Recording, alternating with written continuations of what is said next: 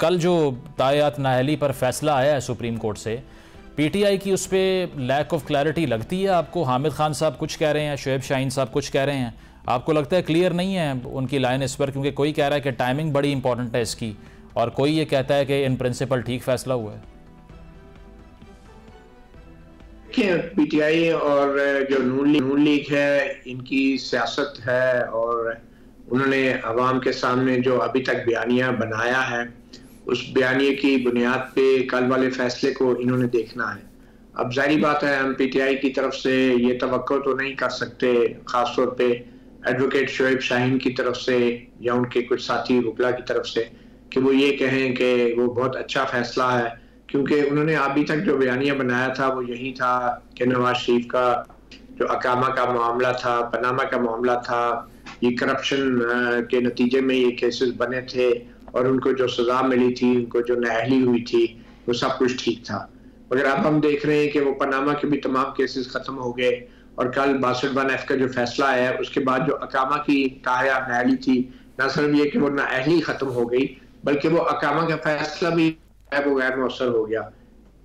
फैसले में supreme court ने ये कहा है कि 62(1) के तहत और खासतौर पे 184(3) के तहत जो सुमोटा अख्तियारात थे सुप्रीम कोर्ट के, सुप्रीम कोर्ट जो है वो कोई भी ऐसी डिक्लेरेशन जारी नहीं कर सकती कि जिसके तहत आप किसी भी सियासतदान को या किसी भी शहरी को नाअहल कर सके, बराह रास्त नाअहल कर सके, क्योंकि ये नाअहली सिर्फ कोर्ट ऑफ लॉ यानी नीचे ट्रायल कोर्ट की तरफ से हो सकती है और फिर अपीलों के दौरान उसको चैलेंज किया जा सकता है। तो ऑब्वियसली इस तरह के फैसले के बाद अब पीटीआई ने जो इतने अरसे से एक बयानिया बनाया था, उसके बरअक्स वो ये तो नहीं कह सकते कि ये फैसला बहुत जबरदस्त है। एडवोकेट हामिद खान एक एक्सेप्शनल केस है, वो सिर्फ एडवोकेट हामिद खान वो एक एक्सेप्शनल केस है, क्योंकि वो सिर्फ एडवोकेट या सिर्फ पीटीआई के वकील नहीं है, वो उनकी एक सियासी सोच भी है। वो अपने पीटीआई के आम वकला से एक मुख्तलिफ सोच रखते हैं। वो पॉलिटिकल प्रोसेस, जमहूरियत और आइन की बालादस्ती के ऊपर वो यकीन रखते हैं और कॉन्स्टिट्यूशनल हिस्ट्री के ऊपर उनकी रिसर्च भी है, उन्होंने किताब भी लिखी है। तो मेरे ख्याल में ये आम पीटीआई के वकील नहीं हैं, तो इसीलिए वो इस बात को समझते हैं कि किस तरीके से माजी में भी अदलिया को, हमारे सुप्रीम कोर्ट को इस्तेमाल किया गया सियासी इंजीनियरिंग के लिए, और सुप्रीम कोर्ट जो है वो जुडिशल इंजीनियरिंग करती भी रही है माजी में। तो इसलिए वो दुरुस्त तौर पे, बजा तौर पे समझते हैं कि 62(1) के तहत जो तायात नाअहली वाला फैसला था वो गलत था और नवाज शरीफ को गलत तौर पे नाअहल किया गया था। मतीउल्लाह साहब, आप काफ़ी लंबे अरसे से कोर्ट रिपोर्टिंग भी करते रहे हैं, ये ऐसा क्यों होता है कि 5-6 साल के गैप से अदालतें अपनी ही प्रीवियस अदालतों के खिलाफ फैसले देती हैं? क्योंकि 2017-18 में जब इन केसेस की बाज़गश्त थी तो जस्टिस उमर अताब बंदयाल साहब ने गालिबन ये फ़ैसला पढ़ के सुनाया था, साकिब निसार साहब ने भी इसके हक़ में बहुत सी बातें की थी, और आसमा जहांगीर साहिबा मुझे याद है पेश हुई थी इस केस में। उन्होंने ये आर्ग्यू किया था कि 5 साल होनी चाहिए नाअहली। आज आकर वही कोर्ट्स ये बता रही हैं कि ये गलत हुआ है। कभी कॉन्स्टिट्यूशन को रीराइट कर देते हैं, कभी रिवर्सल हो जाता है अपने दिए फैसलों का। तो ये तो ख़त्म नहीं हो रहा, ये लूप लगता है एक।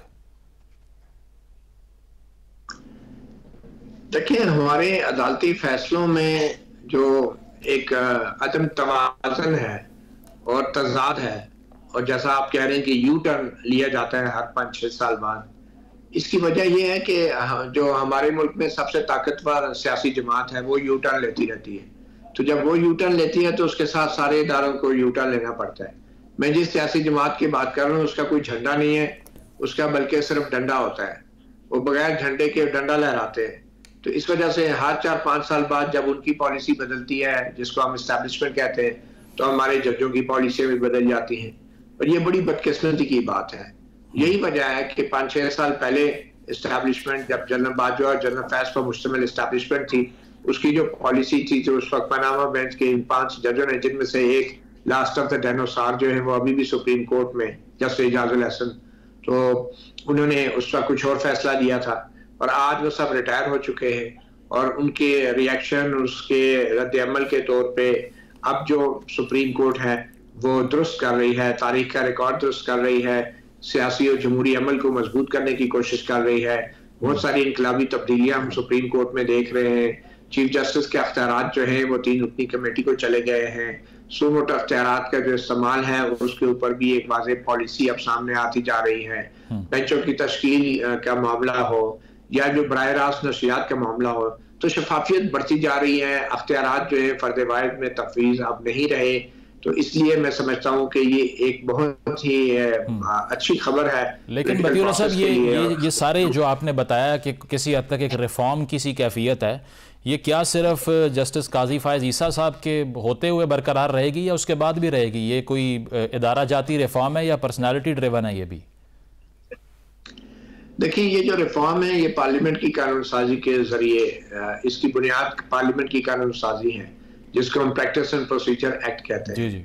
तो इसमें मैं नहीं समझता कि आप अगर justice Ijazul Hasan chief justice अगर बन भी जाते हैं तो वो कोई इसमें फौरी तौर पे तब्दीली कर सकते हैं, क्योंकि पार्लियामेंट का कानून है और फिर सुप्रीम कोर्ट ने अपने फैसले में इस कानून को तस्लीम किया है।